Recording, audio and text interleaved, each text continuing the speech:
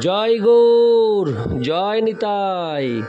আজ 11ই মাঘ 1431 ও 25শে জানুয়ারি 2025 শনিবার, একাদশী ষটতিলা।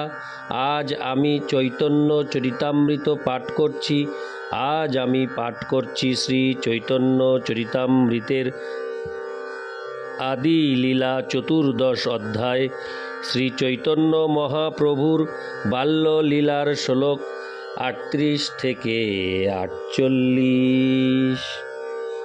নারায়ণ হে নারায়ণ, ভবভয়হরণম নারায়ণ। লক্ষ্মীকান্তম কমলনয়নম মঙ্গলচরণম নারায়ণ। শ্লোক 38। চোরে লঞ্চা গেল প্রভুকে বাইরে পাইয়া, তার স্কন্ধে চড়ি আইলা তারে ভুলাইয়া। শ্লোকার্থ: শৈশবে একসময় দুটি চোর মহাপ্রভুকে বাইরে পেয়ে তাকে চুরি করে নিয়ে যায়। মহাপ্রভু সেই চোরদের কাঁধে চড়েন এবং তারা যখন মনে করছিল যে নির্বিঘ্নে সেই শিশু মহাপ্রভুকে নিয়ে তারা তার গায়ের সমস্ত গয়নাগুলি চুরি করবে, তখন মহাপ্রভু তাদের এমনভাবে মোহাচ্ছন্ন করেন যে তাদের নিজেদের বাড়িতে যাওয়ার পরিবর্তে চোরেরা জগন্নাথ মিশ্রের বাড়ির সামনে এসে উপস্থিত হয়। তাৎপর্য: বাল্যকালে শ্রী চৈতন্য মহাপ্রভু নানা রকম স্বর্ণ অলঙ্কারে ভূষিত থাকতেন।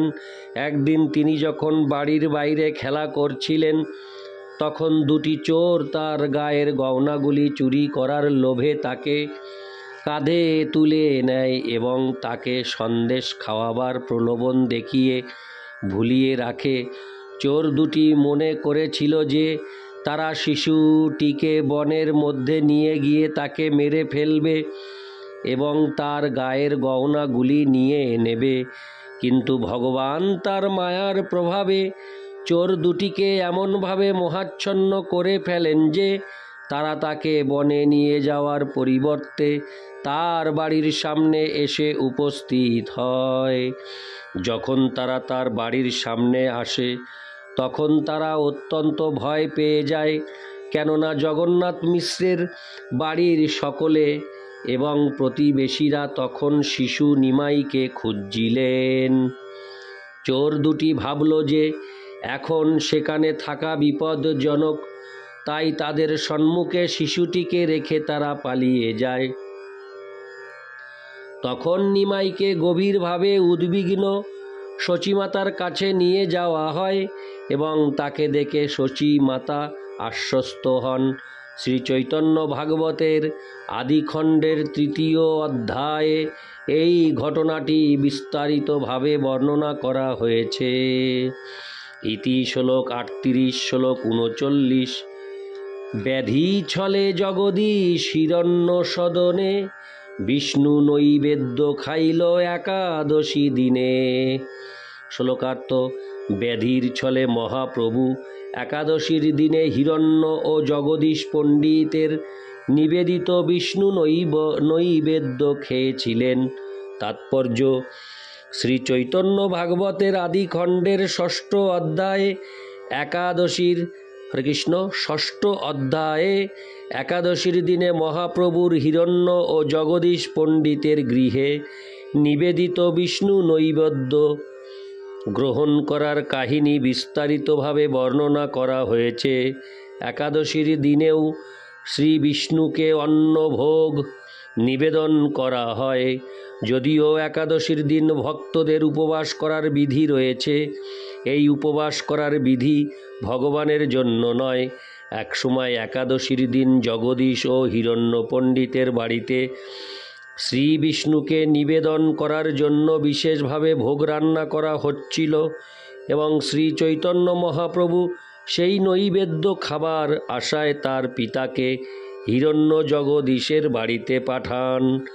জগদীশ ও হিরণ্য পণ্ডিতের বাড়ি জগন্নাথ মিশ্রের বাড়ি থেকে প্রায় 2 মাইল দূরে ছিল।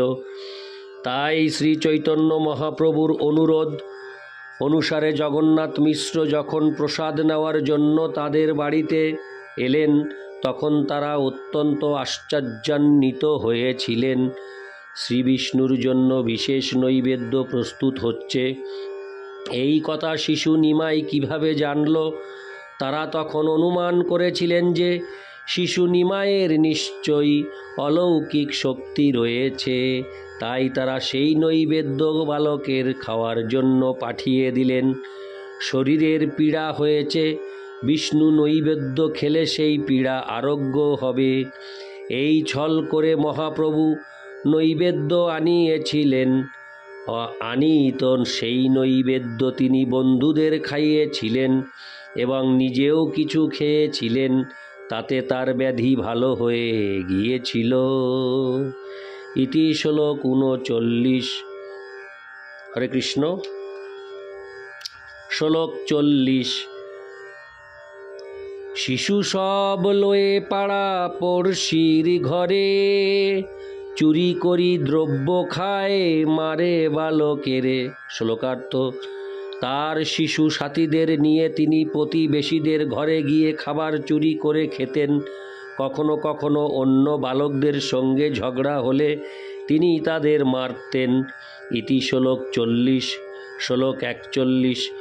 শিশু সব শচী স্থানে কইল নিবেদন, শুনি শচী পুত্রে কিছু দিলা ওলাহন। শ্লোকার্থ: শিশুরা যখন শচী মায়ের কাছে গিয়ে নালিশ করে প্রতিবেশীদের ঘর থেকে নিমাইয়ের চুরি করার কথা ও তাদের প্রহার করার কথা বলে দেয়, তখন তা শুনে শচী মাতা তার পুত্রকে তিরস্কার করেন। ইতি শ্লোক 41। শ্লোক 42। কেনে চুরি করো, কেনে মারোহ শিশুরে, কেনে পর ঘরে যাহ, কিবা নাহি ঘরে। শ্লোকার্থ: শচী মাতা বললেন, তুমি কেন অন্যের জিনিস চুরি করো?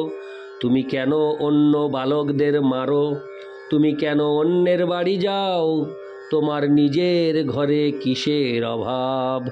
তাৎপর্য: বেদান্ত সূত্র অনুসারে জন্মাদস্য যত, যেহেতু সৃষ্টি স্থিতি ও প্রলয় সবই পরমেশ্বর ভগবানের মধ্যে বিরাজ করে, তাই এই জড় জগতে আমরা যা কিছু দেখতে পাই তা সবই চিৎ জগতে রয়েছে।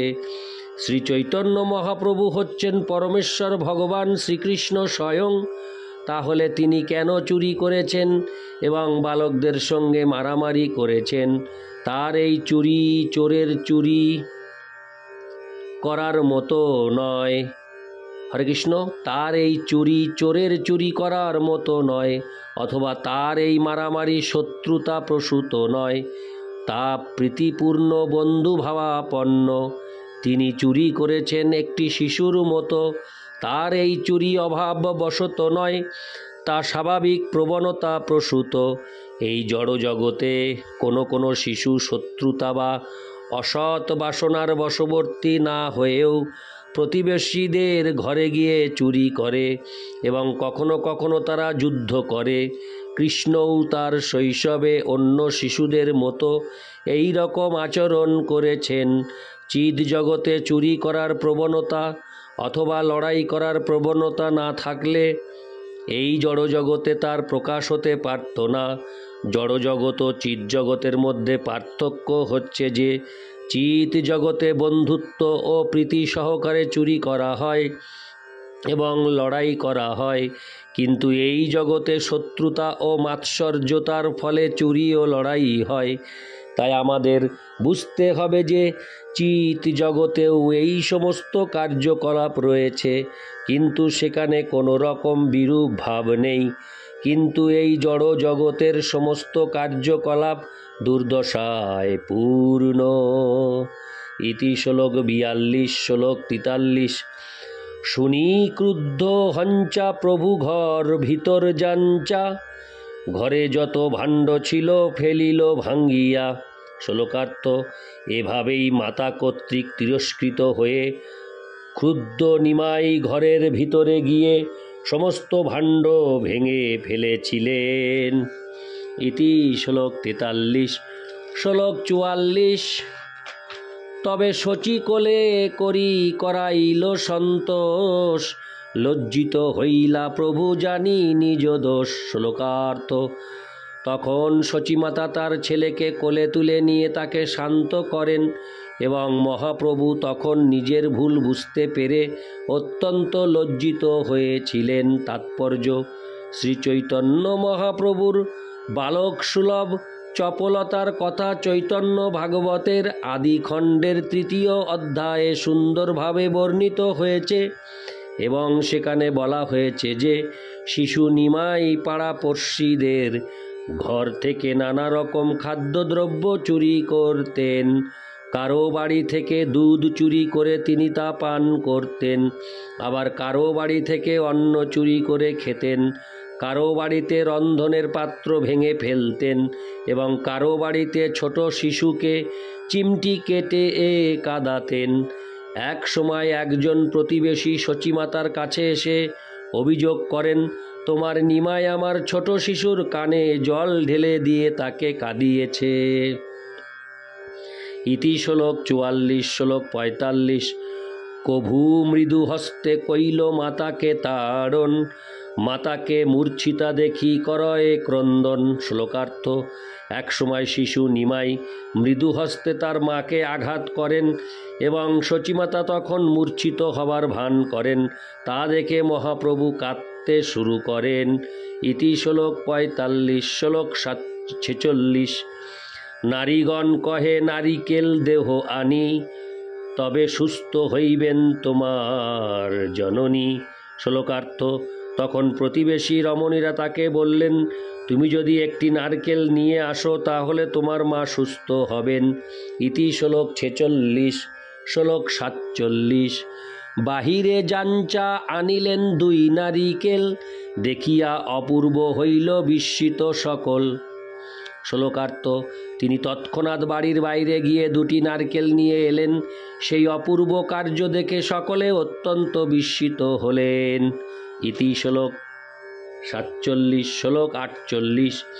কভু শিশু সঙ্গে স্নান করিল গঙ্গাতে, কন্যাগণ আইলা তাহা দেবতা পূজিতে। শ্লোকার্থ কখনো কখনো শ্রী চৈতন্য মহাপ্রভু অন্য শিশুদের সঙ্গে গঙ্গায় স্নান করতে যেতেন এবং প্রতিবেশী বালিকারাও বিভিন্ন দেবতার পূজা করার জন্য সেখানে আসত। তাৎপর্য: বৈদিক রীতি অনুসারে 10-12 বছরের বালিকারা ভালো বর পাওয়ার জন্য গঙ্গা স্নানের পর গঙ্গার তীরে শিব পূজা করে। বিশেষ করে তারা শিবের মতো বর চায়, কেননা শিব অত্যন্ত শান্ত অথচ সবচাইতে শক্তিশালী। তাই পূর্বে হিন্দু পরিবারের ছোট ছোট মেয়েরা বিশেষ করে বৈশাখ মাসে শিব পূজা করত। গঙ্গায় স্নান করা সকলের পক্ষেই আনন্দদায়ক, তা কেবল বয়স্করাই নয়, শিশুরাও সমানভাবে আনন্দ উপভোগ করে। ইতি শ্লোক 48। হরে কৃষ্ণ কৃষ্ণ কৃষ্ণ হরে হরে, হরে রাম রাম রাম হরে হরে। জয় গৌর, জয় নিতাই।